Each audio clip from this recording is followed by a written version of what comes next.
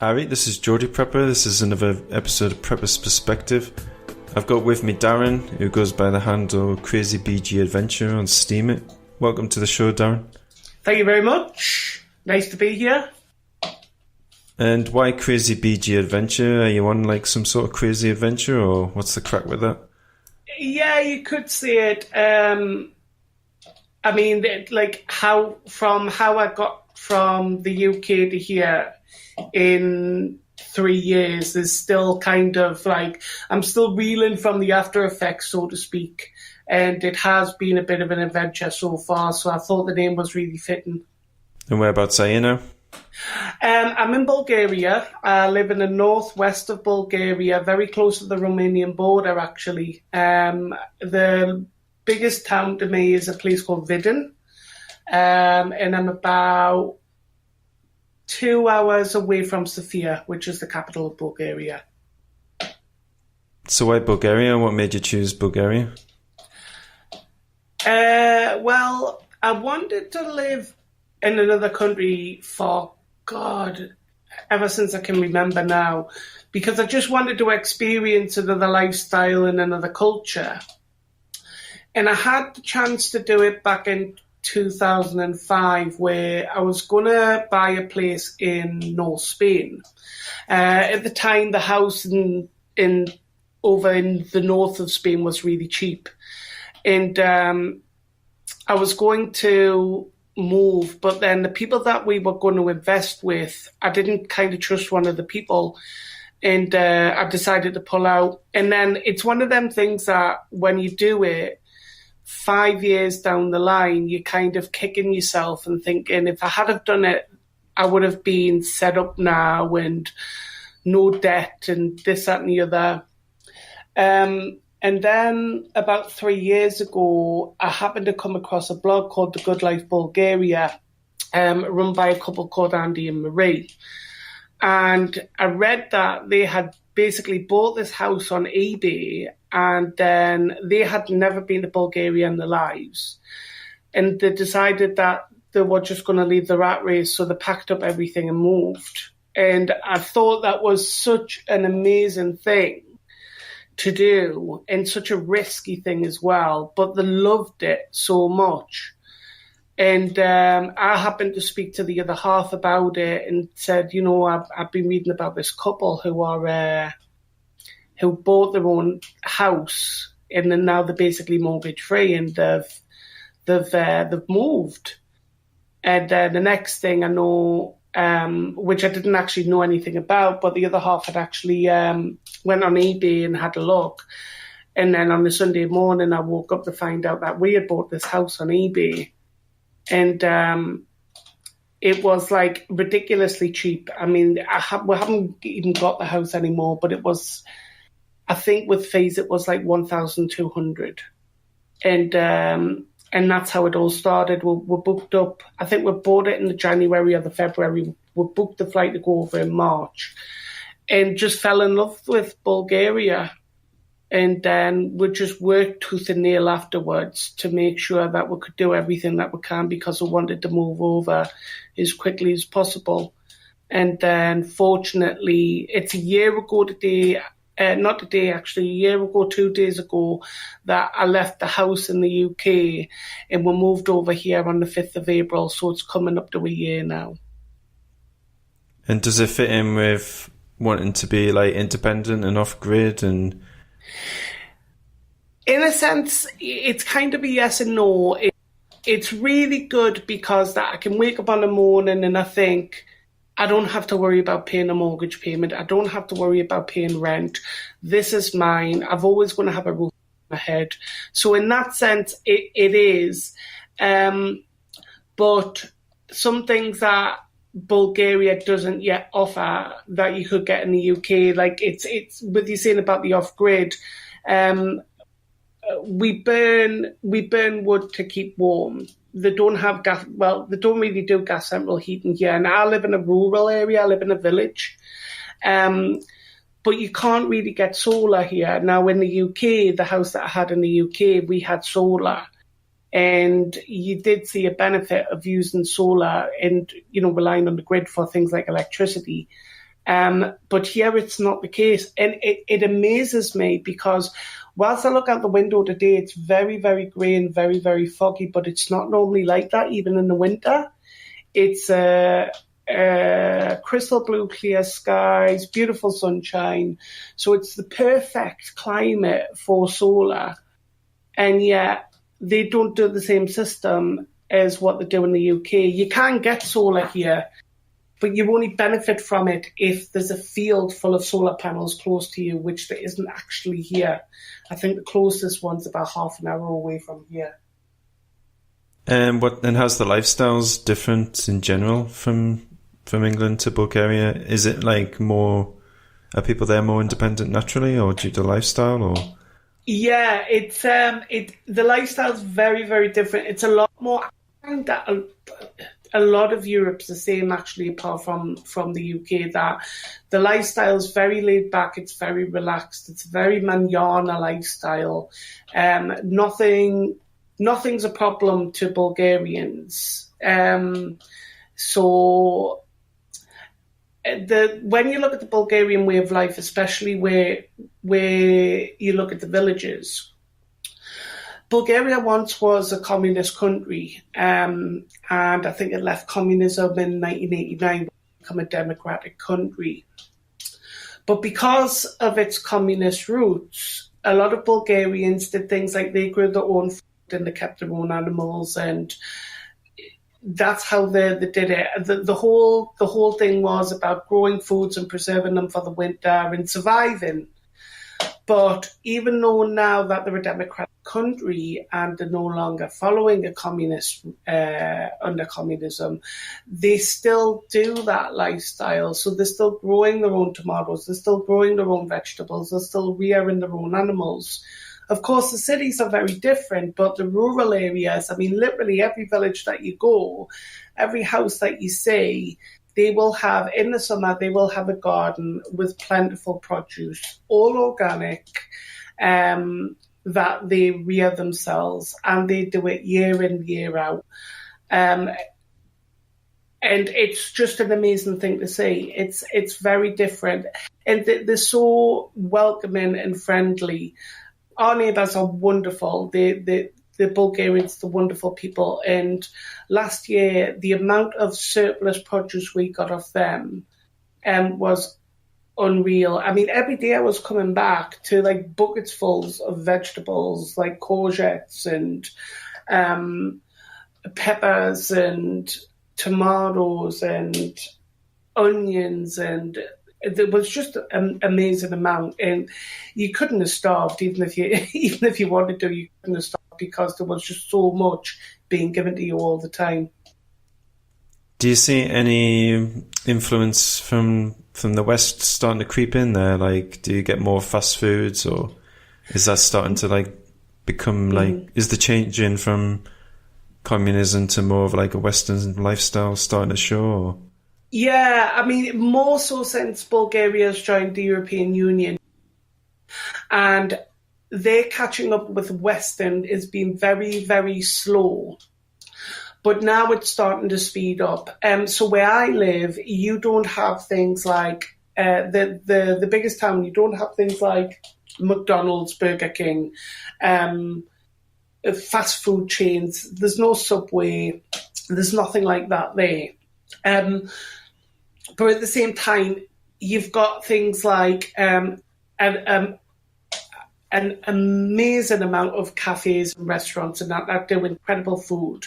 But how it catches up with the Western, in a sense, is, so for instance, Lidl's here, which is a German branded supermarket, which I know it is in the UK.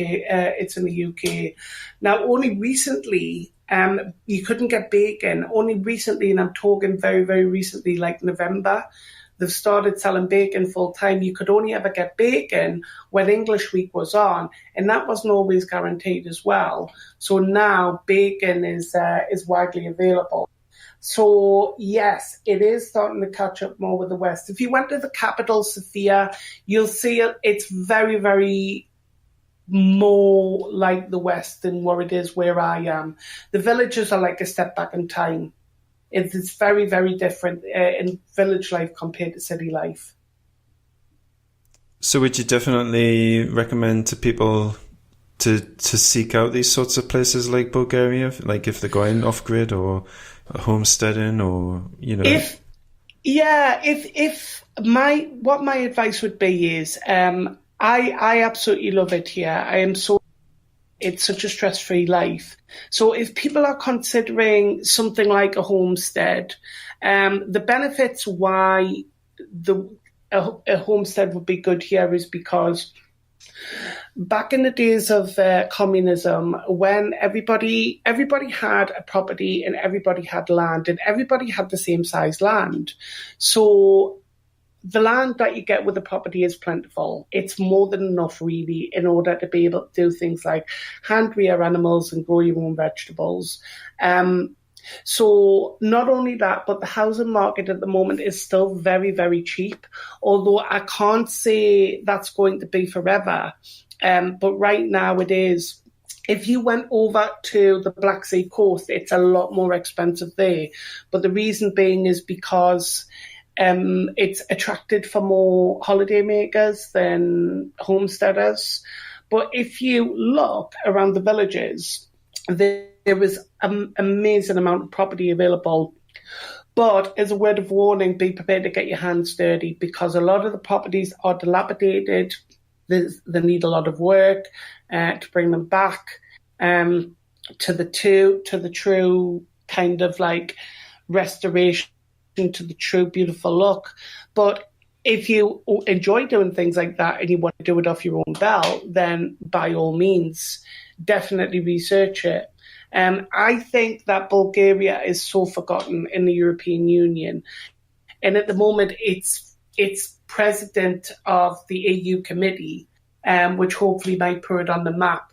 But amongst a lot of Europe, Bulgaria is forgotten. And it would be nice if more people looked at it and just thought, you know what, actually, it is a nice country, and that don't just look at the places where other people look at, because there are so many amazing places to see here. I think homesteaders probably won't be put off by getting their hands dirty and doing up a lot of properties, because a lot of them create their homestead from scratch almost. Yeah, absolutely. Well, then it's a perfect opportunity, really. The houses here, when you buy a house, even if they all have running water and electricity connected to them. The things that I would say is that if you, say for instance, you needed to rely on income and the internet plays a large part, then you need to really research on whether you can get a decent internet connection, which is one of the first mistakes that I did. Agents will tell you, oh, you can get internet in every village, and you can, but the internet you might get might not be a fixed line internet. It might be something like 4G, which there's a cap on it, which if that's no good to you, then those are the kinds of things that you need to look out for. The other thing as well is Bulgarian winters. This is the first winter I've spent in Bulgaria, and it's quite mild this year. And we're told that normally Bulgarian winters are very severe. You're talking about temperatures down to minus 25. In some extreme cases, they've went to minus 40. And in that case, you need to look at things like access. So in an emergency, can you get out onto a main road, or are you going to be blocked in? If you are going to be blocked in, then you need to make sure that you're fully prepared, because you can't say how long the snow's going to be down for and how long it's going to be before someone can get to you to clear the road. So those are the other things that you need to look out for. It's a great thing with the homesteading, but the other thing is to make sure that you're prepared in all weathers, really. Rainfall tends to be in the March, April, but they don't get a great amount of rainfall. But again, some parts of Bulgaria are floodplains. So again, you should check out things like that, because if you're in an area where it's going to flood a lot, then obviously you need to consider and see if you're going to be able to deal with it, or whether it's not going to be suitable for a homestead for you. So speaking of being prepared, would you say that you are a prepper, or is it just something that you're mildly interested in, or what? How would you rate yourself in preparedness? I wouldn't rate myself as like a full prepper in all instances, but I would kind of say that this last year when I moved, it was more about getting the house sorted, and I was given some vegetables to grow just to kind of try the whole thing out. This year I'm taking it more seriously. So the neighbours come with the tractor and they've ploughed up the back garden. So I've got a good, decent size to grow things like tomatoes and potatoes and things like that. I am fortunate that I don't need to rely on homegrown produce in order to survive. But the reason that I'm doing it at the same time is as a cost-saving perspective. So I am even considering rearing animals, because here to buy livestock, you can buy it very, very cheaply. And of course, you get a lot of meat off it. So these are the things that I'm considering. It's more of a saving than a survival, so that if I've got more money in my pocket that I can think, yeah, I've got a comfortable life, I don't need to worry, then that's why homesteading and prepping plays an important part in the life that I lead. And you chose crazybgadventure for your Steemit handle, so what led you to Steemit and want to document and share this adventure? I got introduced to Steemit off a friend who actually, she started off on Steemit and she doesn't use it. And she said, she was telling me about it. She says, oh, you can blog and get paid for it. And I kind of looked at it and I thought, yeah, this might work. And when I first started off, I was going to make it all about the Bulgarian adventure and the prepping and everything. But then I thought, well, I'm going to run out of content pretty quickly, because there's only so many posts that you can really post about tomatoes at the end of the day. Then people are just going to go, well, you know, I'm not really interested in tomatoes anymore. Yeah, I've seen his post on tomatoes. I don't need to look at another one. That type of thing. Yeah, absolutely. So then when I moved away from Steemit for a while, I've only come back to it quite recently. And I think that the reason being was because I did the biggest cardinal sin, which was I got really infuriated because I wasn't making what I wanted to make as quickly as I wanted to make it. So I kind of got in a bit of a fluster, put it down, walked away from it. But then every month I've still logged into it, and every month I've seen that I've still got some sort of SBD. My followership still went up. People are still commenting on the posts that I made. So I thought, well, maybe I'd been a bit too hasty. So I decided in mid-January that I was going to pick it back up. And I'm really glad that I did. I haven't really done any posts. I think I've done like one post about Bulgaria as a whole out of all the posts that I've done. But I am vlogging because I prefer to vlog than I do to blog, because I have not got the best grammar when it comes to writing. So what I want to do in the summer is I want to vlog, and then I want to kind of vlog about when I'm growing the vegetables, what I'm doing in the garden, what we're doing in the house and things like that. So you can kind of join me on the adventure, so to speak. And then also I want to kind of do vlogs about the town, which is where I go to at least once a week. The beautiful river that's next to us. So those kinds of things. So I'm really excited because nobody seems to be doing this about Bulgaria. So I could have a bit of a niche. I could have cornered the market a bit. I'm not sure. On the other hand, it might just be that people are just not remotely interested in what I've got to say and what I've got to show them. I'm sure that's not true. I mean, I think you're right about Bulgaria not being on the map. It's certainly not a country that I see very often when people are talking about homesteading. I mean, or even at all, really. So I think you probably are in a niche. Yeah, I just think it's just not discovered yet, or it's not discovered enough yet.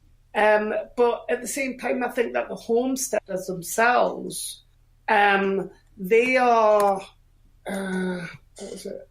The homesteading itself, really, it's still a relatively new thing. It's been around for years, of course it has. But, you know, in the 70s, you had a TV program called The Good Life, and people kind of scoffed at it and thought it was a comical thing. And then after 2008, people really started to think logically and sensibly about homegrown produce. We'll watch things like allotments in the UK, which at one time it was ridiculously easy to get an allotment. Now there's a waiting list. And because it's still such a relatively new thing, that people now who are established homesteaders are starting to think, right, well, I really want to do this, but I want to look at bigger land. I want to know what I can do to cut costs and things like that. And this is where Bulgaria might go on the map in order to help those people out. Some are already doing it over here. I haven't had the opportunity to meet these people, but I can guarantee that if you Google it and you Google homestead in Bulgaria, you're probably going to find a few English people who are already doing this. Not a huge amount, but people that are already doing this. So it may just be worthwhile considering. And you mentioned that there's an English Day in Bulgaria. Is that because there's just so many English people, or is it another reason why they do it? No, it's just little. Little. Oh, okay, it's just little. Yeah, it's just little. They have what they call like an... And... but it's not very often, as I say. I mean, to be honest now, because some people are like, well, is there anything you miss in the UK? And honest to God, I can say now that no, there's not. I can probably get everything that I need to get now that I used to get in the UK. The one thing that I do miss is orange cordial. You can't get it over here. So you can't get things like Robinsons or anything like that over here. And in the summer, it is a bit of a miss. But other than that, there's nothing that I'm missing at all, food-wise. And what's the climate generally like in Bulgaria? I mean, you said the winters go pretty bad. I mean, compared to like Great Britain, what's the weather like? Is it pretty similar usually, or? No, it's the Bulgaria, unlike the UK, they have proper seasons. So they have really long hot summers and really cold winters. They tend to get spring a lot earlier than the UK does. So, for instance, in May, you'll just start seeing leaves growing on the trees, whereas the leaves are fully grown here by March and the spring flowers are already up. So you can set your watch by the seasons. Last summer was ridiculously hot. Now, the reason I think as well is because Bulgaria borders a few countries. It borders Serbia, it borders Romania, it borders Turkey. And we know that Turkey's a really hot country. So the summer, the maximum it reached one day was 42 degrees. That day I didn't even go out. I was just lying on the bed in a big sweaty heap in front of a fan, thinking, no, I'm not even going to attempt to go out in it. It can get ridiculously hot in the summer. But in turn, as I say, once October hits, summer's more or less gone. The nights are drawing in, it's getting colder and you feel it. And it runs through to March. March the 1st is a big holiday here. It's called Baba Marda, which is Bulgarian for Grandmother March. And what it's about is whether the Bulgarians believe that Grandmother March is kind of celebrating early spring, or whether winter's going to be extended. It's a bit like the American Groundhog Day. And what they do is they make these threads of red and white, and then the children come round and then they'll tie these red and white threads around your wrist. And then if you either see a stalk, or if you see flowers growing, then you're supposed to take the thread off and tie it on a tree to indicate that, you know, you've started to see spring coming. There's some really nice things about, you know, some really nice traditions that Bulgarians have got. Like, for instance, when I was talking about the stalk, every year storks fly into Bulgaria, and like penguins, they only ever have one mate. So they'll fly to a field very close to me here, and then they'll all meet up, go with a mate, and then they've got their own nest that they've built. It's a bit like the holiday home. And then they'll do what they need to do, and then they'll raise a young, and then when the young's old enough to fly off, they fly off south for the winter. So the storks will be coming back in the next couple of weeks. And then when the storks are back, you know that it's spring. And how's Bulgaria for like woodland? I mean, is it like diverse in its environments? Bulgaria is a very mountain country. So there's a lot of mountains in Bulgaria, and there's a lot of, even if you're just driving to a friend's, the views are unbelievable, what you see. There's just mountains and mountains and mountains for you to see, and incredible forests. There's a few places that people can go to. There's a place, for instance, called Bansko, which is about 5 hours from here. Bansko is very popular in the winter. Excuse me. Bansko is very popular in the winter for skiing. And in the summer, it's very popular for hiking because it's got dense woodland with in these mountain regions. So there's a lot more rural than what there is urban. So there's a lot more fields and forests than what there is villages and towns. It's very untouched, but the reason it is because, as I say, there's so many mountains that it can't be densely populated. It's literally impossible. Bulgaria's got a really small population in comparison as well. I think maybe about 8 million. It's only got a population of about 8 million, but it's not a big country neither. But it is underpopulated, without a shadow of a doubt, because a lot of young people are now over in the Western countries because they can't get work here. So they've moved to other countries in Europe or around the world, and they basically work and send money back to the families here. So it's quite interesting as well, because where Bulgaria is now, the UK was like that in 1931, which was a documentary I was watching last night, actually, where young people were actually having to go and work away because nobody had money. And that's exactly where Bulgaria is now.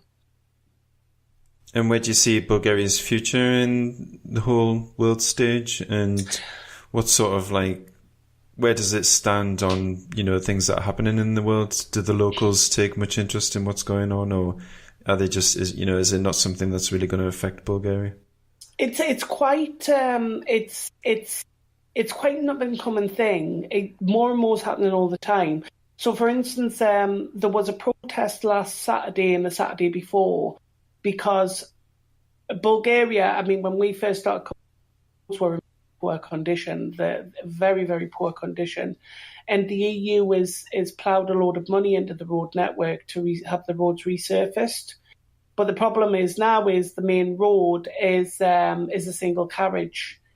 And there's that many accidents happening. So finally now the people are starting to tire of it. So finally they've protested and said, we want something done about the road. We want a new road that takes us basically all the way down to Greece. Do something about it. And now that the government, they've only done the protest on 2 Saturdays, and the government finally sat up and paid attention and went, all right, we'll do it. We'll start it in March.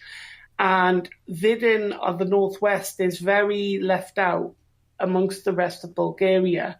So it's still got a very high unemployment rate. It's still got a lot of very poor people. It's still very underdeveloped. And the people now are saying, enough's enough. We want to be also in line with the rest of Bulgaria. So now they've started protesting about that, which I'm really happy to see, because they deserve it. They're hardworking people at the end of the day. And it's about time that the government gives something back to them instead of them just giving to the government all the time. Yeah, absolutely. And what about things that are happening around in the world? What's their take on things? It's they often come and talk to me about things like, so last year when you had the disaster, the Manchester terror attacks, and then Grenfell Tower, things like that. Our neighbours are coming round and going, "Oh, we've seen the news. It's really terrible." And I'm like, "Haven't seen the news. What's happened?" And they're like, "Oh, there was this big tower in London, and it's been on fire." And I'm like, "What?" And they're very knowledgeable about what's going on around them. But at the same time, it's kind of strange because I'm like, "Well, what's your opinion on about that?" And just kind of shrug the shoulders and they're like, "Oh, well, it is what it is." And I'm like, how can you be so patient and see all this going on and your government's not doing for you what it should be? But Bulgarians are really proud people and they're really proud country. So that's the only answer you'll ever get from them, proud of it. And yes, they have. So my guess is what they've never had, never missed. But I will tell you this though, and it's something that I've learned very recently. When a person who has absolutely nothing, they will give you the last thing that they've got. They have no problem with sharing. So even though that they've got absolutely nothing, they'll share with you what they have. But when it's a person who's got everything, they don't want to know you. And that's why I think I'm happier when I talk to the poorer people, because those are the people that really appreciate the country for what it is. And they're really happy with the life they've got. I really feel that I fit in such a short space of time. And they even say things like, "Oh, she's an older woman," and she's like, you're like a son I've never had." And it's just like when you hear things like this, and I'm like, "Oh, that's really nice." It's.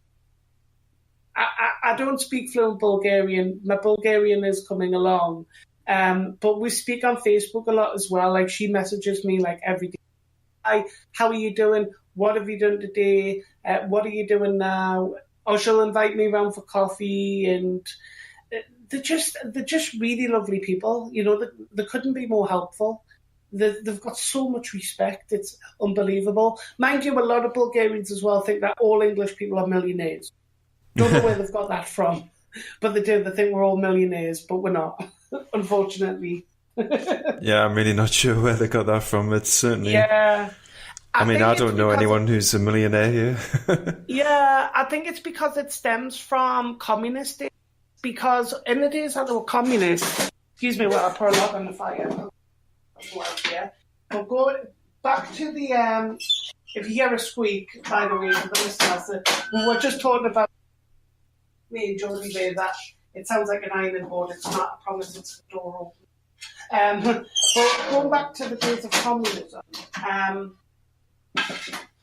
when there was a communist country, Russia was telling the USSR countries that the West was very underdeveloped, and we were basically that the West was like Africa, and everybody was starving, nobody had any money, and nobody could go there because you would get sick and die.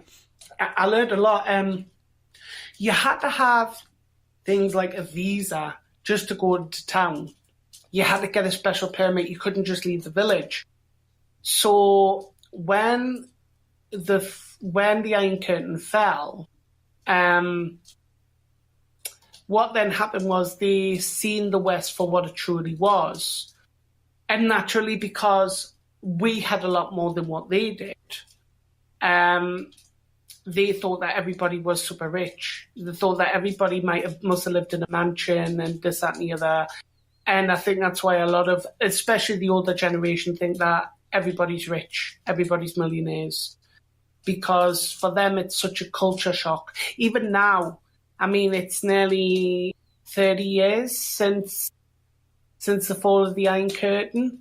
And even now, it's still taken the older generation a lot of getting used to, of being a democratic country. It's a huge culture shock to them. So in times of a crisis, would you be really confident that your neighbours are going to look after you, and like the country as a whole is really good at, looking after the fellow man and that?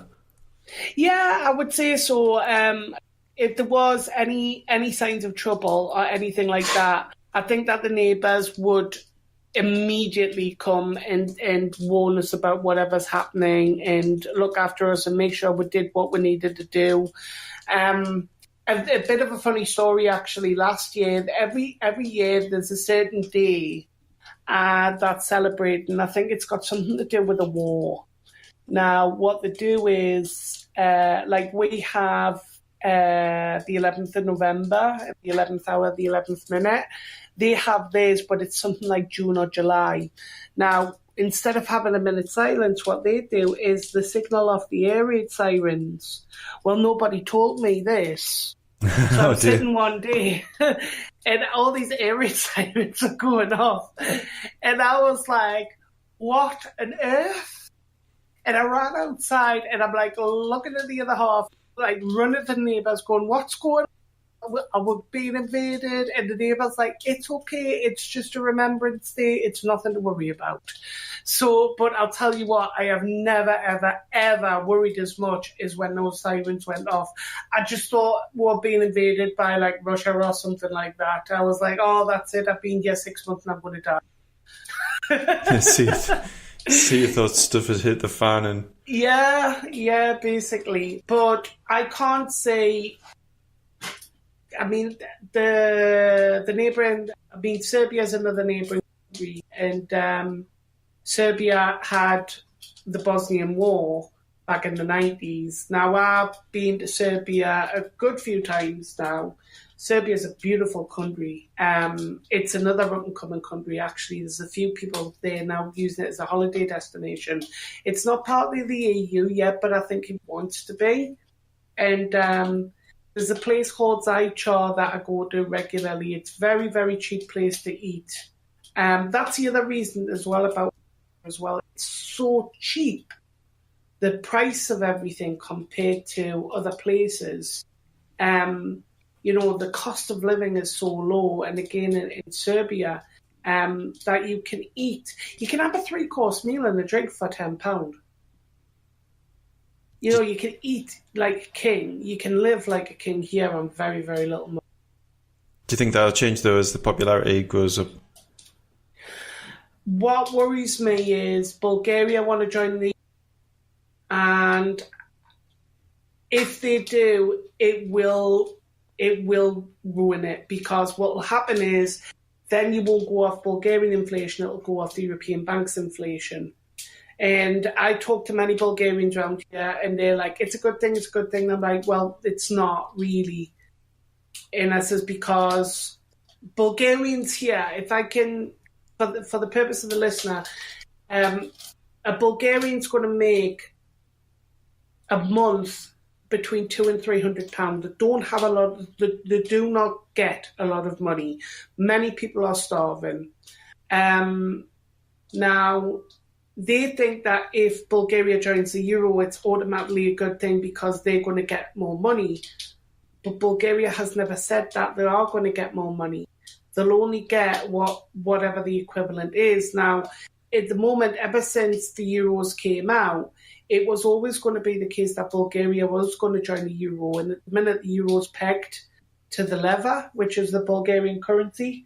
So for every lev, you get €2. But at the moment, you're being able to buy a beer for 80 pence. Sorry, a 2-litre bottle of beer for 80 pence. When they join the euro, that's going to be more like €4. That's a significant rise. And I think that the Bulgarians aren't going to be prepared for that. And that could really badly affect the country. So unless Bulgaria does something about paying out more money and increasing the national minimum wage, they're not going to be anywhere near ready yet to join the euro. But apparently it is going to be happening, which I'm not really looking forward to. Yeah, it could be a bit of a culture shock for them. Yeah, yeah, absolutely. So, in general, if anyone's thinking about moving from their home country to try something like what you've done, would you really recommend it? Or how would you suggest they get over their fears of moving? And it's there's going to be, for me, it wasn't so bad about missing family, because I do have family members, but I wouldn't say that I've seen them every day or things like that. So I think the biggest problem for people who want a homestead and move into another country is the thing about missing the family. But there's no real reason to let that be a hindrance now, because we've got things like Skype, we've got FaceTime, we've got social media. So there's no real reason to have to feel that homesickness. But if you are a person who's going to be used to going shopping and having a McDonald's like once a week or something like that, you would probably you might find it a bit of a problem. You might find it some people settle no problem, other people can't, and they can't really describe it. They'll say, I tried it, it's not for me, I just want to go back to the UK.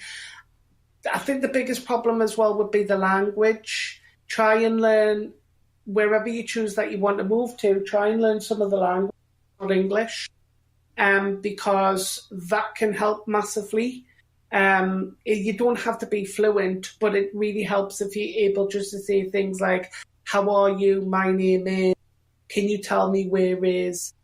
Things like that. It really does break the ice. It really does. And be brave, go out there and make the attempt, especially Bulgaria, because Bulgarians love it when you try and talk to them in Bulgarian. They know that you're not perfect, but if they can see that you are talking to them in their own language, they'll do everything that they can to help you. And the other thing is as well is I probably jumped in the deep end, is maybe have a look around some areas and see what suits you and what suits your purpose before you make a decision. You can't just buy a house on the internet and, just basically move. But that is a very, very risky, because you need to make sure, especially from a homesteader's perspective, that it's got everything that you need it to have. And like I said, if the worst were to happen, are you going to be prepared for that or not? Well, it certainly sounds like Bulgaria is a really amazing place to live, and thanks a lot for sharing everything about it that you've experienced so far. No problem at all. All right, so this has been Geordie Prepper. This has been Prepper's Perspective with my special guest Darren, with the handle crazybgadventure on Steam. So go check him out. I'll link all of his info below. And thanks a lot for being on the show. Oh, you're welcome. Thanks very much for having me. And if anyone else wants to come on the show, just get in touch with us. I'll leave the information below as well. Be safe, be prepared, and see you next time.